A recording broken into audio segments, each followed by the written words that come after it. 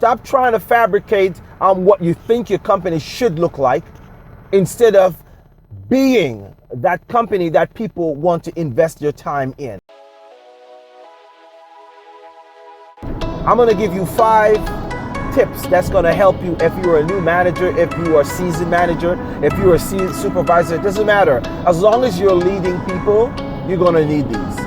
Hey, this is Andrew Guy for AndrewGuySpeaks.com, reminding you that I'm impacting lives for a better tomorrow, where I'm encouraging you, empowering you to create your greatest impact in the 4 most important areas of your life. Listen, I'm on the road again, about to go do a talk, and I'm excited about it because this talk is kind of, I'll give you a little preamble to the talk. We're meeting some supervisors, some executives, and we're talking about employee engagement. They have noticed that the new recruits, so to speak, they come in and they'll give great effort for the first 8 weeks or 16 weeks, or depending on the length of their probation. Then right after the probation is over, then the real person kicks in. The real laziness, the bad habits, all of these different things. It's like weed in the middle of your lawn, and it shows up, and all of a sudden the great employee that they had that started out before the probationary period has disappeared. And so I'm going there really to do a talk to help them to understand the transition that people go through and the support that they actually need to give these employees to maintain that level of commitment to them. It's strange that people in leadership basically don't understand that they're not leading a robot. They're really leading other human beings just like themselves. And unlike a robot, which can be consistent for a long period of time, providing the program doesn't get confused or scrambled, or the program will continue to maintain itself or remain stable, that human beings are not like that. They fluctuate, they go up and down sometimes based on the season, based on how they feel, the emotional roller coaster that they go through. And so most managers, most supervisors really don't understand that this called for a change management mindset. That's really what it's all about. So the talk that I'm going to give, really, it's employee engagement, but it's really about change management. How do you change your perspective to meet the needs of your employee by doing quality needs assessment so that you can really meet the needs of that individual or group of employees that are working not for you, but working with you. So that's what the talking is about. And so because we are on the road, I'm giving you this intimate preamble to the talk. I really wanted to kind of let you get inside my mind and see exactly where I'm going with this. I'm going to give you 5 tips that's going to help you if you're a new manager, if you are a seasoned manager, if you're a seasoned supervisor. It doesn't matter. As long as you're leading people, you're going to need these. Number 1, change happens. People go through change. It doesn't necessarily mean that that individual is no longer the same superstar employee that you hired. No, that's not what it means. It means that the environment can also change. Like when a person just come into a job, employers roll out the red carpet. They do everything that they can to make sure that this individual has everything that they need, so they feel comfortable. And another thing that they do is they show you their good face, because they want that employee to think or to have the perception that this is a great work environment. We are all happy all the time. We are always cheerful and chirpy and running around the office just with a big smile on our face. That's the first lie that you sell your employee or your new employee. Don't do that. Be as honest as possible. It's better to be courteous than to be nice. There's a difference between being courteous and being nice. Being nice, you're just doing it because you want to create that atmosphere for that person to feel comfortable. You're just being nice because you're trying to make sure the person have a good experience. But when you're being courteous, this is consistent. People are not always nice, so niceness change based on the environment and how you're feeling and whatever is going on in your day. You probably left home with a wonderful attitude, and as soon as you jumped on the highway, like I am right now, then based on the traffic, it changes your disposition. So you want to be courteous. But if you're courteous, you know, courtesy is a way of life, man. You just say to somebody, listen, I really don't like what you're doing, or if you're new to our company, this is really what we're all about. We love you, we appreciate you, but if we don't think that you're gonna work out for us, then we're gonna let you know right away. All right, so that's one. Be courteous instead of being nice. Number two, be real.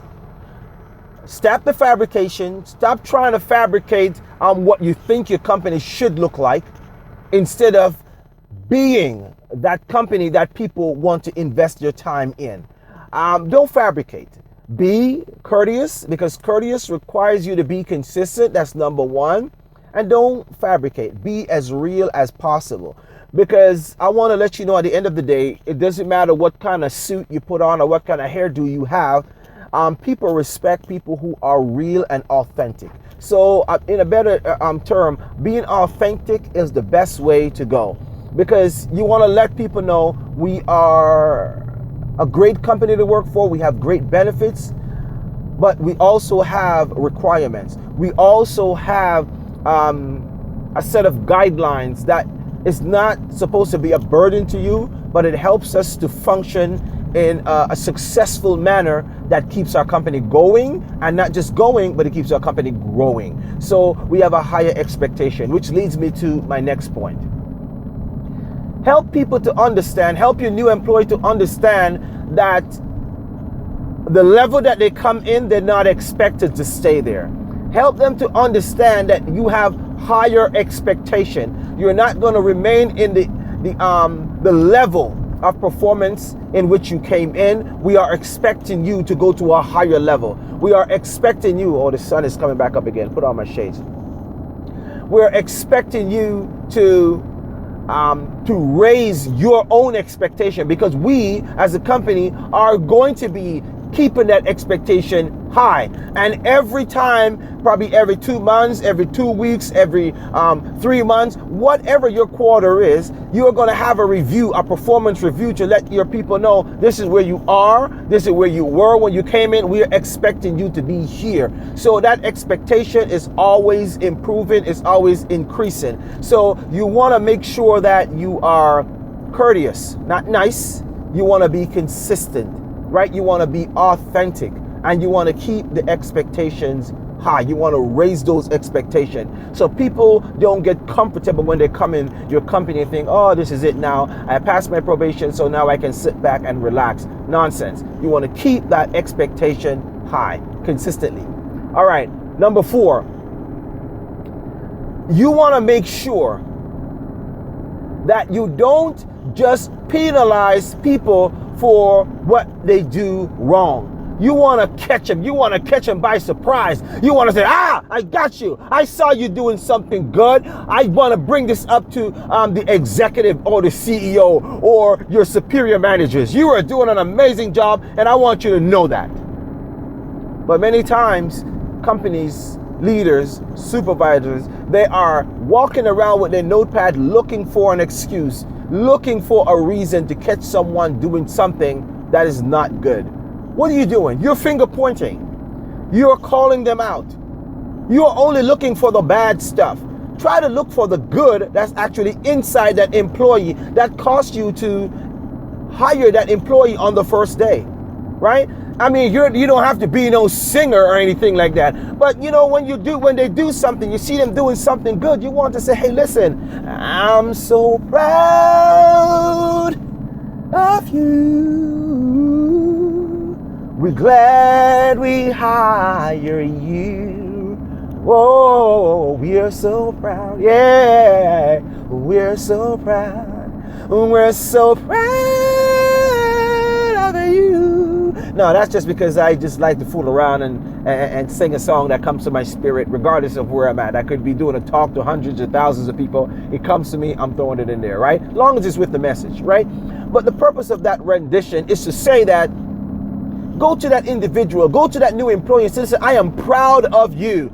I'm not only trying to look at the bad things that you do, I'm looking for the wonderful things, the complimentary things that you do, and I want to reward you on that. Now, which employee wouldn't love that? Which employee wouldn't want to exceed their level of expectation and raise the bar? Which employee wouldn't want to do that? I'm telling you which employee wouldn't want to do that. The one that you didn't hire. And there's nothing wrong with that.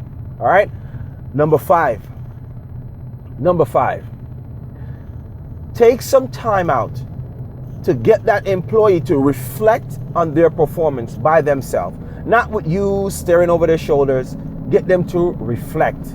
Reflect about why they came to your company, what specific skill set they have that they would like to improve on, what courses can they take that the company can partner with them and pay for so they continue again to raise their expectation and to grow. The bottom line here is about growth. This is what this part is about. If an employee doesn't feel like they're growing, guess what? They're not going to stay. Growing employees or employees who are growing will stay. They will remain because they realize this is the place where I know that I am not going to be the same. I'm not going to come in and leave the way I came in. I may have come in on entry level, but I'm leaving out as a supervisor. I'm leaving out as a CEO. I'm leaving out as a person who has stocks in this company, who has shared in this company. That's how I'm leaving out. And that's what you want to make sure. You want to make sure you put those 5 principles in action to make sure your employees, as they come into your company as a leader and as a supervisor, you are making sure that everyone knows the expectation of the company. You're being courteous. You're not trying to be nice. You are being consistent. You are raising the expectation and you're looking for the good that's in them and you're calling them out on the good instead of pointing your finger for the bad stuff. And not only that, you want to make sure your workplace is a place of growth.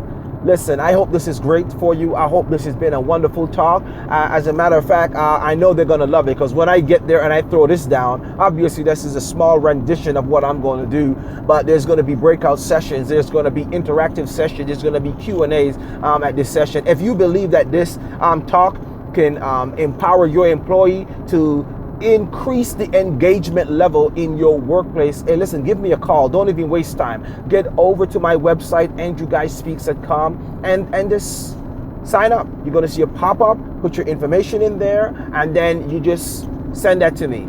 When I get that, then you'll be able to get my information, my training, my videos, my empowerment videos, my leadership videos, where you live, work, pray, and play. All of those you will get every month consistently, right? But other than that, you have an opportunity to reach out to me directly.